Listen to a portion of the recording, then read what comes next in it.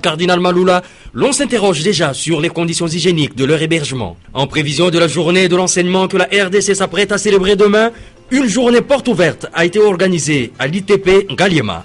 Journée internationale de la danse, le monde entier l'a célébrée ce 29 avril. À l'occasion, les Quinois se sont prononcés sur cette pratique de l'art en RDC. Antena, le journal, Eric Izami. Mesdames et messieurs, bonsoir. Évalué aujourd'hui à près de 75 000, le nombre des expulsés ne fait que grossir au stade Cardinal Maloula, situé au croisement des avenues Kabambaré et Kassavubu dans la commune de Kinshasa. Ce site choisi pour accueillir le refoulé de Brazzaville, qui n'ont pas d'adresse fixe dans la capitale Kinshasa, hélas, ne réunit pas les conditions hygiéniques appropriées. Suivez ces commentaires de Patricia Bassois, Patrick Mukendi et Safi Maléou. Plus de 40 000 ex-Zaïrois ont fait le comeback à la maison à la suite des vagues des expulsions de Brazzaville depuis le 4 avril 2014. Une fois à la maison, ils sont conduits au stade Cardinal Maloula, mais celui-ci est plein à craquer. La maison communale de Kinshasa, porte d'à côté, sert déjà du deuxième site, mais dans l'un et l'autre, les conditions sont déplorables. Nous avons vécu de scènes inhumaines à Brazzaville. Nous ne savons pas que pensent nos autorités sur la situation actuelle. La DGM, Direction Générale de Migration, s'active à identifier les Quinois et les leurs, mais plusieurs enfants sont arrivés sans être accompagnés. C'est le cas de ce jeune enfant sans espoir, abandonné à la merci des autorités publiques. Je suis à Kinshasa, seul. Ma mère a été molestée par les Brazzavillois. Elle était avec ma petite sœur. Maintenant, je ne sais pas quoi faire. Deux pays frères. Certains Congolais de Kinshasa, à force de rester longtemps à Brazza, s'aperçoivent être déracinés 17 ans après. Nous avons nos documents, mais on nous a chassés comme des chiens. Là où je reste, les policiers ont violé une maman. Je vais même escalader le mur pour fuir et me retrouver à Kinshasa. Dans ce méli-mélo politico-diplomatique, sur fond d'une cohabitation au format d'être entassés dans une heure de jeu, il s'ensuit que les conditions hygiéniques posent problème et bientôt on parlera certainement de maladies. La question de DD3R, des ex-combattants du M23 hébergés en Ouganda et au Rwanda était au centre des échanges ce mardi 29 avril 2014 entre une délégation de la MONUSCO, la mission onusienne basée au Congo, conduite par Moustapha Soumaré, représentant spécial adjoint du secrétaire général de l'ONU, Ban Ki-moon. Patricia Amouli. Le ministre des Affaires étrangères s'est entretenu mardi 29 avril avec Moustapha Soumaré, représentant spécial adjoint du secrétaire général de l'ONU en RDC. Au menu des échanges, la question de la mise en œuvre du processus DD3R, des éléments du M23 basés en Ouganda. Depuis la prise du M23 et puis les activités qui sont en train d'être menées de part et d'autre dans le cadre de la mise en œuvre du programme de démobilisation, désarmement et de réinsertion, il y a un aspect important qui reste encore, c'est les M23 qui sont en Ouganda et qui sont au Rwanda. Donc l'idée, c'est d'avoir vraiment un échange avec le gouvernement sur quelle va être la meilleure approche, conformément à leur approche à eux en tant que gouvernement, et comment la MONUSCO peut leur soutenir dans cette approche-là. Nous nous sommes entendus sur la possibilité éventuellement d'avoir des missions conjointes pour aller dans les pays concernés, mais il est clair que tout en réitérant la volonté réelle de la MONUSCO de soutenir totalement le gouvernement, il est important que ces missions conjointes aussi se fassent dans des dispositions aussi bien techniques que politiques. Pour boucler la journée, le ministre Tshibanda a eu des entretiens avec une délégation sud-africaine en visite de travail à Kinshasa. Puisque nous parlons de lui, le ministre congolais des Affaires étrangères Raymond Tshibanda a séjourné du 23 au 25 avril 2014 à Windhoek en Namibie. La diplomatie de développement oblige. Le ministre a visité 4 entreprises de production qui pourraient peut-être ouvrir des succursales au Congo, Kinshasa. Encore une fois, Patricia Amouli. Le séjour du ministre Tshibanda à Windhoek n'était pas du tout repos. Il a visité quelques entreprises namibiennes de premier plan. Il s'est agi de OMF, Windhoeker, Machines Fabrique, spécialisées dans le montage des véhicules militaires tout-terrain, des Southcom, spécialisés dans la télécommunication militaire et civile, et de NLB, Namibian Limited Brewery, une brasserie moderne, des Meltcom, entreprises de transformation de la viande et abattoirs modernes et industriels, ainsi que des Dinapama Manufacturing, entreprises textiles. Cette dernière est spécialisée dans la fabrication de vêtements, sacs et produits similaires, l'impression, les designs et la broderie. La même logique de développement d'une capacité industrielle nationale et de promotion de la jeunesse se retrouve au niveau de 2 autres entreprises visitées par le ministre, la Namibia Brewery Limited NBL. Toutes ces visites d'entreprises namibiennes s'inscrivent dans la perspective d'une diplomatie de développement prônée par le chef de l'État et reflètent la détermination de la RDC à coopérer davantage avec la Namibie. Les 2 parties ont convenu d'organiser la prochaine session de la Grande Commission mixte en 2015 en RDC et organiser un forum des hommes d'affaires en consultation avec les chambres de commerce de la RDC et de la Namibie au courant de cette année, très probablement à Lubumbashi. Le ministre Tshibanda a invité aussi son homologue namibien à visiter la République démocratique du Congo à une date à convenir par voie diplomatique. Enfin, un communiqué conjoint a sanctionné la fin de la visite officielle de travail de Raymond Tshibanda, ministre des Affaires étrangères congolais. Prévu pour aujourd'hui, John Kerry, le chef de la diplomatie américaine, arrivera à Kinshasa certainement demain parce qu'il est encore à Addis Abeba en Éthiopie. Le secrétaire d'État américain est également certainement porteur d'un message de l'administration Obama au chef de l'État congolais, Joseph Kabila. Si lui n'est pas arrivé, il faut dire par contre que l'ancien président namibien, Dr Sam Nujoma, lui est déjà à Kinshasa. Demain, mercredi 30 avril 2014, journée nationale de l'enseignement en République démocratique du Congo. Il lui sera décerné le titre d'honoris causa à l'université de Kinshasa. Le ministre délégué aux Finances, Patrice Kitebi, a présidé mardi 29 avril 2014 la réunion de la Troïka politique dans son cabinet de travail situé dans la commune de La Gombe. Le cadre macroéconomique, le réserve de change, la dédollarisation de l'économie RD congolaise et sa diversification ont constitué l'essentiel des sujets abordés. Jean-Louis Miasfiekama.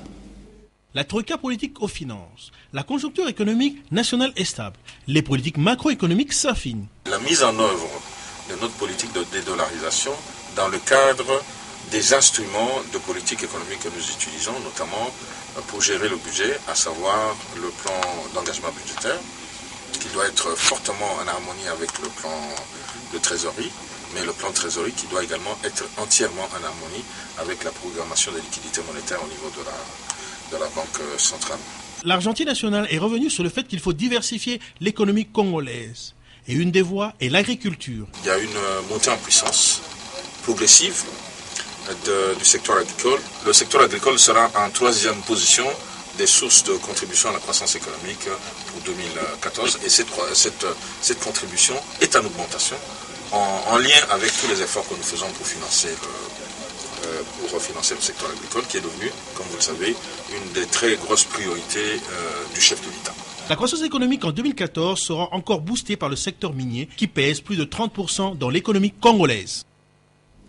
Quittons le ministère de Finances à La Gombe pour nous rendre au Palais du Peuple, siège du Parlement national, où les députés nationaux ont donné ce mardi 29 avril 2014 leur quitus en ce qui concerne la ratification de l'accord de coopération économique et technique entre le gouvernement de la République démocratique du Congo et celui de la Corée du Sud. Laïn Boufando-Mbungu, Blaise Lunda. 2 membres du gouvernement de la République, en l'occurrence le vice-ministre à la coopération internationale Dismans Mangbengu et le ministre délégué aux Finances Patrice Kitebi, ont été témoins de la ratification ce mardi 29 avril 2014 par l'Assemblée nationale des projets de loi ainsi que de l'accord de prêt qui sont 2 textes relevant de leurs secteurs respectifs. Il s'agit du projet de loi autorisant la ratification de l'accord de coopération économique et technique entre le gouvernement de la République démocratique du Congo et le gouvernement de la République République de Corée et le projet de loi autorisant la ratification de l'accord de prêt du 17 novembre 2012 conclu entre la RDC et la Banque arabe pour le développement en Afrique au titre du projet de réhabilitation et bitumage de quelques artères de la ville de Kinshasa. Bien avant la ratification de ces deux projets de loi, les élus du peuple ont procédé à l'examen de l'intitulé de chaque projet de loi, aux articles des 10 projets, à l'examen des exposés des motifs avant d'adopter les deux textes dans son ensemble. Pour raison de clarté, les députés nationaux ont formulé l'exposé des motifs comme suit. La RDC et la Banque arabe pour le développement en Afrique ont conclu le 17 novembre 2012 un accord de prêt au titre du projet de réhabilitation et bitumage de quelques artères dans la ville-province de Kinshasa pour un montant de 8,5 millions de dollars américains. Ce projet a pour objectif de désenclaver les quartiers populaires afin d'assurer la liaison directe entre les 24 communes de la ville-province de Kinshasa.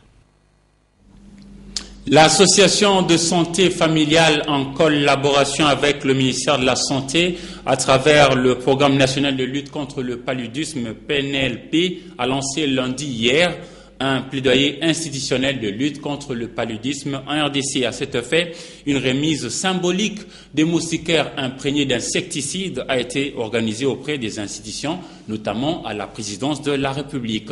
Dieu merci, Nzob Mabiala et précieux Mangonzoï.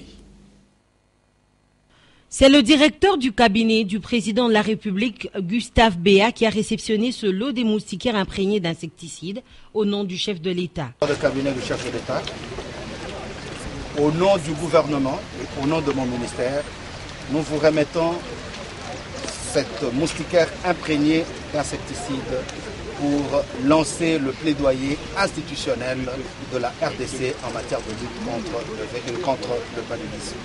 Ils les ont ensuite remis à tous les conseillers, cadres et agents de la présidence. Cette remise, dixit le numéro 1 de l'ASF Nestor Ankiba, se fait en marge de la célébration de la journée mondiale de lutte contre le paludisme. En effet, le ministre de la Santé, Félix Kabange, a peint un tableau sombre en ce qui concerne la malaria, qui est du reste la première cause de mortalité et morbidité infanto-juvénile. Bien avant de remercier le chef de l'État pour son engagement dans l'éradication de ce fléau, le ministre de la Santé a indiqué que le paludisme constitue en lui-même un fardeau socio-économique. À savoir, de nombreux cas d'absentéisme scolaire et professionnel enregistrés dans les écoles et dans différents milieux professionnels. La diminution de la productivité en famille et au sein de la société et aussi l'augmentation des dépenses liées à ce fléau. Bien après, la même délégation s'est rendue au terrain municipal de Bandalungwa pour une sensibilisation sur le paludisme et la remise des moustiquaires imprégnés d'insecticides. Espérons que toutes ces actions permettront de gagner la bataille du paludisme, comme ce fut le cas pour l'Est de la République démocratique du Congo. Outre la moustiquaire imprégnée, nous devons apprendre à garder propre notre cadre de vie pour éviter les moustiques et ainsi faire face véritablement au paludisme. Toujours en santé, dans les buts d'examiner la question liée à l'équipement des hôpitaux de référence secondaires et tertiaires, avec le matériel médico-sanitaire de haute technologie, le ministère de la Santé, par le groupe technique de coordination GTC et l'UNICEF, organise un atelier de consultation des experts du 29 avril et au 2 mai au Grand Hôtel Kinshasa. Patricia Bassois, David Tembeni pour le détail. Les participants à cet atelier proviennent du ministère de la Santé publique et des 6 premiers hôpitaux ciblés, à savoir les centres universitaires de Kinshasa, la clinique Ngaliema, l'hôpital général de Kinshasa, l'hôpital Sendwe de Lubumbashi, l'hôpital général de Bukavu et les centres universitaires de Kisangani. Ainsi, la deuxième phase du projet PESS RST est entamée. L'atelier va prendre en compte aujourd'hui, ce sont les termes de référence. Nous n'allons pas seulement parler des équipements, nous allons parler des infrastructures. Le ministre de la Santé publique ne s'est pas gêné de présenter le matériel pour relier le rêve et la réalité. C'est le 7 février dernier que le chef du gouvernement, après consultation de l'UNICEF et de l'OMS, a annoncé une deuxième composante du PESS sur demande du chef de l'État, Joseph Kabila. Et cette phase est déjà mise en application par le processus d'installation de certains équipements comme l'appareil de dialyse, le CT scan et l'IRM à la clinique Ngaliema à Kinshasa. Nous accompagnons déjà, nous avons déjà fait une phase première avec les hôpitaux, les 200 hôpitaux dans les zones de santé et les centres de santé. Les équipements sont arrivés, donc nous accompagnons, c'est un partenariat pour plusieurs années. Et je crois que ce qui est important dans cette réflexion, ce n'est pas juste de l'achat et des équipements, mais tout ce qui va pour la meilleure utilisation et l'accueil, et surtout pour pouvoir avoir le futur du Congo qui puisse utiliser ce matériel de haute technologie. L'atelier proprement dit se passera en 2 temps. La première phase va durer 3 jours et la seconde 7 jours. Ensuite, le tout se fera sous forme d'un travail en équipe restreinte.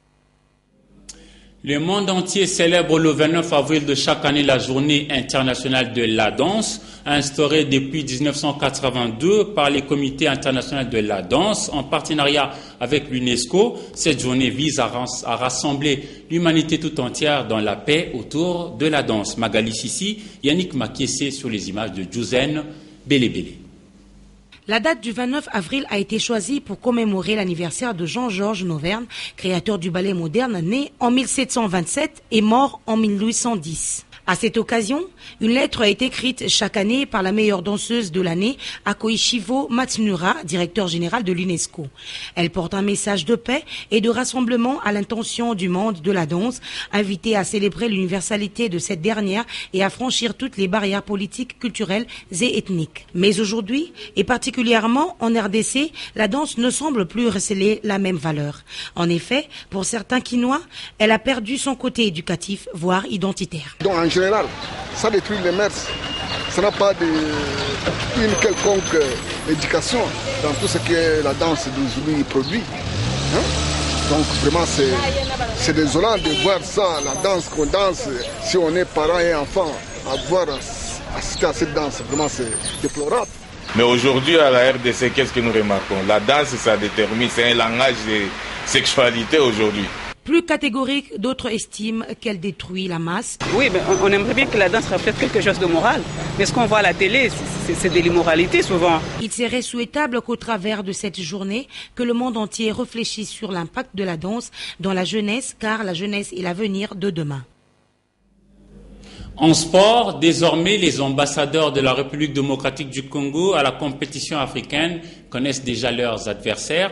Le tirage a eu lieu aujourd'hui, 29 avril 2014, au Caire, siège de la CAF, en Égypte. Pour le groupe A, on retrouve 4 équipes, dont 2 de la République démocratique du Congo. Il y a Al-Hilal du Soudan, le tout-puissant Mazembe, The Club et puis Zamalek d'Égypte.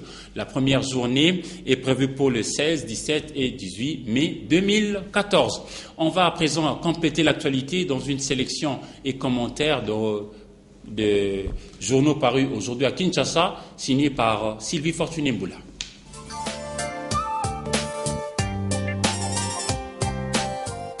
Bonsoir. Expulsion de Brazzaville, c'est un sujet qui choque, mais voici peut-être la solution. Un émissaire de Sassou à Kinshasa pour calmer la tension. L'objectif renseigne que le gouvernement de Sassou a reculé devant la colère silencieuse de Kinshasa. C'est dans ces contextes qu'il a dépêché Hugues Gwelondele, maire de Brazzaville, en vue de baisser la tension qui monte déjà depuis plusieurs crans dans les 2 capitales. Le maire de Brazzaville a à cette occasion présenté des excuses aux Kinois face au dérapage de policiers dans son pays. Le libre débat pour sa part note des fausses raisons évoquées par Brazzaville pour justifier ces expulsions. On accuse les femmes RD congolaises de pratiquer la prostitution ou ce sont les jeunes chailleurs, ces petits vendeurs à la criée de la rue qui sont maltraités parce que accusés de tous les maux imaginables et souvent collés injustement à leur masque. Attention aux crocodiles, aux boas et scorpions parmi les refoulés. Si l'on y prend garde, on risque de relancer la criminalité urbaine à Kinshasa et même faire d'autres surprises attentatoires à la sûreté de l'état du pays, voire la déstabilisation des institutions. La présence de certains ex-FAS à Brazzaville, l'aventure des Enyélés, tout ceci devrait susciter les débats au sein de nos services d'intelligence, rapporte le pouvoir du peuple. Les refoulés de Brazzaville, voici une autre crainte, vers une catastrophe humanitaire au stade Cardinal Malula. Le phare rapporte que ces complexes sportifs étant pour le moment débordés par la vague des expulsés, ceux-ci ont carrément envahi la concession de la maison communale de Kinshasa. Les spectacles qui s'offrent aux visiteurs dans l'enceinte du stade est insupportable.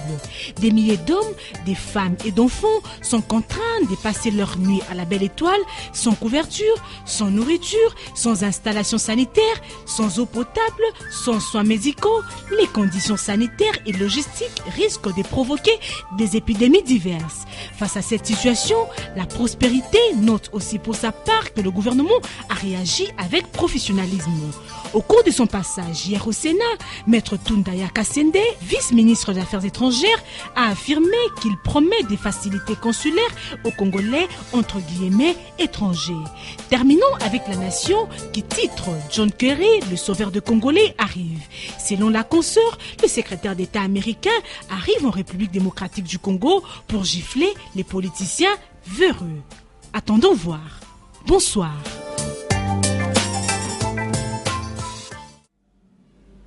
En marge de la fête de Pâques célébrée dernièrement et dans le cadre de la semaine du Graal, l'ASBL Message du Graal a animé une conférence de presse à l'hôtel Fleuve Congo à Gombe. Suivez l'essentiel dans cette page magazine. Ce dimanche pascal, la salle de conférence de l'hôtel du Fleuve a fait le plein de participants à la conférence introductive à l'étude personnelle de l'œuvre Dans la lumière de la vérité, Message du Graal d'Abdou Rouchine. Ils sont venus de partout pour écouter un autre son de cloche sur une question qui a été jusqu'alors traitée d'une certaine façon par les différentes traditions chrétiennes.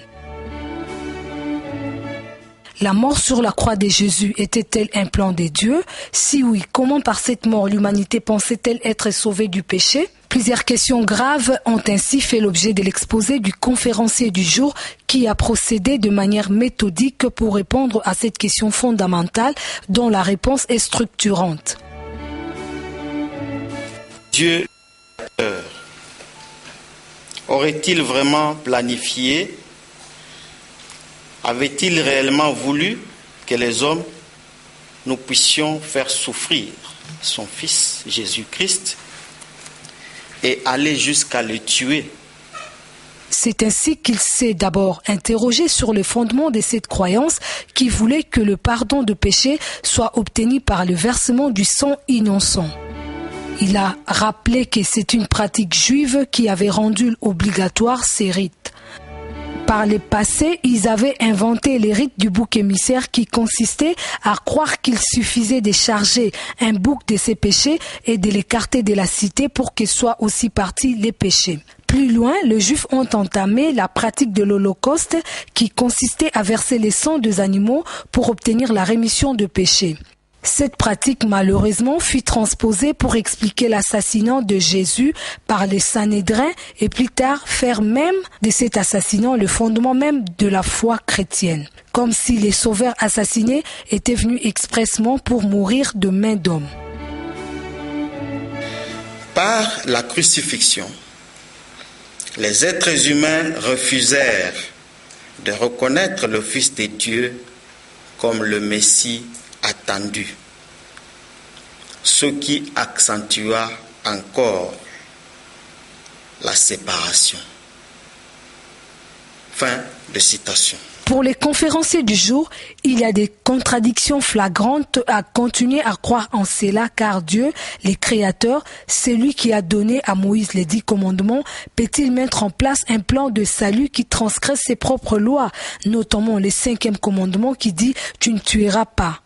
Comment l'humanité a-t-il renchéri, espéré, éviter le jugement de Dieu en ayant refusé la parole du Rédempteur et en faisant même de ce refus la volonté de Dieu? Pour étayer son propos, il a puisé dans le message du Graal et a donné à l'assistance le propos même de Jésus qui crédite la vérité selon laquelle sa mort n'était pas voulue de Dieu. Il a cité la conversation de Jésus avec les pharisiens, conversation au cours de laquelle il les avait accusés de vouloir l'assassiner au motif qu'il enseignait la vérité. Jésus a effectivement dit à cette occasion qu'ils avaient pour père le diable, Lucifer. C'est lui qui s'est opposé à l'œuvre de la rédemption par la parole de vérité et qui a inspiré le plan macabre d'assassinat du Fils de Dieu. Que nous avons compris en quoi l'amour de Dieu incarné en Jésus a été bafoué et rejeté par la présomption sacrilège des humains aveuglés par leur intérêt matériel.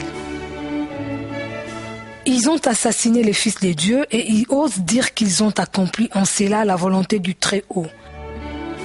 Si tel est le cas, alors comment expliquer que Judas qui fut l'instrument de cette trahison ne soit glorifié par personne?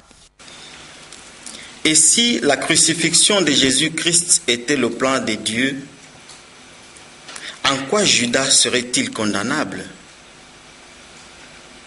Parce qu'en l'occurrence, il n'aurait fait que réaliser le plan de Dieu si c'était réellement le plan de Dieu. Pour le message du Graal, la crucifixion de Jésus-Christ fut un assassinat qui a éloigné davantage les humains de Dieu. Ils ont manifesté par là qu'ils n'avaient pas compris leur Créateur et qu'ils avaient poussé l'audace jusqu'à commettre un crime et à se donner bonne conscience en disant que c'était le plan de Dieu. Non à renchérir les conférenciers, Dieu est la source de la vérité. Il gouverne la création au travers de ses lois qui sont l'expression parfaite de sa volonté. Comment peut-on envisager qu'il planifie lui un assassinat pour réaliser un projet? Jésus est venu sur terre comme une partie des dieux pour venir donner aux hommes la vérité, seule voie capable de ramener les humains dans les royaumes spirituels, origine de l'esprit humain. Il est venu pour sauver l'humanité par sa parole, celle qu'elle devait recevoir et appliquer. Après ces brillants exposés, un débat s'est ouvert où des questions furent posées, notamment celle de savoir qui était vraiment Jésus-Christ, quelle différence y avait-il entre lui et nous les humains, comment le monde biblique affirme-t-il des choses en apparence en contradiction avec les messages du jour. À celle-là et à d'autres questions, l'orateur du jour a donné des réponses adéquates, mais a particulièrement insisté sur la lecture personnelle du message du Graal et l'effort de construire sa propre conviction. Tout ce qu'il dit là, ce n'est pas possible que je vous l'explique. Moi-même, vous comprenez un peu. Ce n'est pas possible que je vous explique tout ce que moi j'ai lu dans ce message. L'idéal, c'est que vous-même, vous puissiez lire ce message et en tirer votre conclusion, c'est-à-dire répondre justement à cette question, qui est l'auteur de ce message? Parce que ce qu'il veut, c'est que les gens sachent ce qu'il a dit et non sachent qui il est. La conférence a produit un effet certain sur l'assistance, dont voici quelques réactions. En ce jour de Pâques, nous voulons commémorer la résurrection de Jésus. Encore que nous devons comprendre que signifie la résurrection du Fils de Dieu Jésus. Mais avant qu'on puisse parler de la résurrection, nous venons de passer le vendredi saint. Donc 3 jours avant, Jésus a été crucifié. Et les deux événements étant liés, il était normal que nous puissions d'abord donner le sens de la crucifixion. Je dois dire que je suis d'abord très contente pour la conférence qui a été donnée. Mais après que j'ai entendu toutes les questions qui ont été posées, j'ai un sentiment simplement de tristesse parce que nous fêtons aujourd'hui Pâques, mais il faut savoir que c'est un événement. En notre qualité de responsable, nous avons le devoir de témoigner de l'amour pour nos compatriotes en organisant les activités qui consistent à faire connaître le message du Graal à tout le monde qui habite, qui réside Kinshasa et même qui habite la République démocratique du Congo. Ces activités sont planifiées suivant un ordre précis et simple. C'est-à-dire, il y a l'organisation que nous avons au titre de l'ASBEL, le message du Graal au Congo, et qui a pour vocation ou pour mission première, c'est de diffuser cette œuvre, qui est une œuvre qui aide l'humanité à se reconnaître, à s'identifier, de par la découverte de la volonté de Dieu, de par les lois de Dieu qui sont expliquées dans cette œuvre, dans la lumière de la vérité, le message du Graal. Commencé à 15h30, c'est vers 19h que la salle s'est vidée. Prenons rendez-vous pour une autre fois. Mesdames et messieurs, c'est la fin de ce journal. Merci à vous de l'avoir suivi et au revoir.